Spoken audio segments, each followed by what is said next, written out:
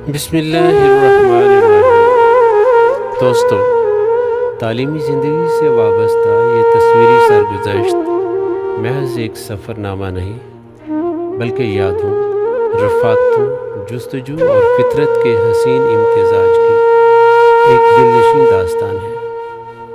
Garrison boys school و college کے سنجیدہ اور خواب آشنا ماحول سے شروع ہونے والا یہ سفر پنجاب گروپ آف کالجز کی تعلیمی فضاؤں سے گزرتا ہوا شمالی پاکستان کی حسین وادیوں تک جا پہنچا، جہاں پر مناظر قدرت کی خاموش شاعری محسوس ہوتے تھے۔ قافلہ ناران، کاغان، بالا کوٹ، بابو سر ڈاپ، جھیل سیف الملوک کی نیلگوں جھیلوں کی طرف بڑھتا رہا۔ کہیں برف پوش پہاڑ ملے، کہیں وادیاں بادلوں سے ہم کلام تھیں، کہیں جھرنوں کی آواز دل کے اندر اترتی محسوس ہوتی تھی، اور کہیں خاموش وادیاں انسان کو خود اپنی ذات سے ملواتی تھیں۔ سیف الملوک کے کنارے کھڑے ہو کر یوں لگتا تھا جیسے آسمان پانی میں تحلیل ہو گیا ہو۔ یہ حسن اتفاق تھا یا فطرت کی مہربانی؟ ہر موڑ پر ہمیں ایک نئی دنیا ملی۔ ناران کاغان کی وادیوں میں ٹریکنگ کا تجربہ صرف جسمانی مشقت نہیں، بلکہ حوصلے، دوستی اور خود اعتمادی کا امتحان بھی تھا۔ پتھریلے راستے، ٹھنڈی ہوائیں، بادلوں کے سائے اور پہاڑوں کی خاموش عظمت انسان کو زندگی کے اصل معنی سمجھانے لگتی تھی۔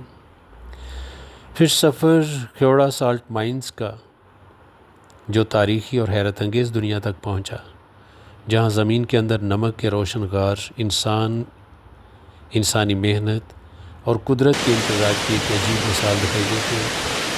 وہاں یہ احساس شدت سے ابھرتا ہے کہ قدرت اپنے راز ہمیشہ خاموشی میں چھپاتی ہے۔ زمین کے سینے میں بھی کتنے راز زندہ ہیں، انسان فقط ظاہری دنیا پہ ناز کرتا ہے۔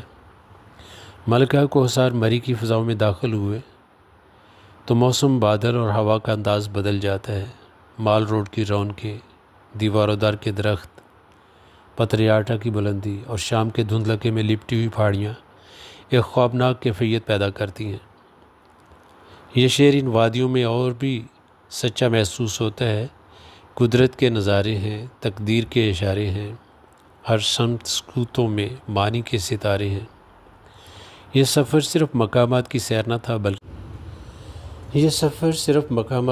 نہ تھا بلکہ دوستانہ ماحول کے ان دنوں کی یادگار تصویر ہے جہاں دوستیاں بے غرض تھیں، کہے بے ساختہ تھے، اور مستقبل ایک خوبصورت خواب کی طرح سامنے کھڑا ہے۔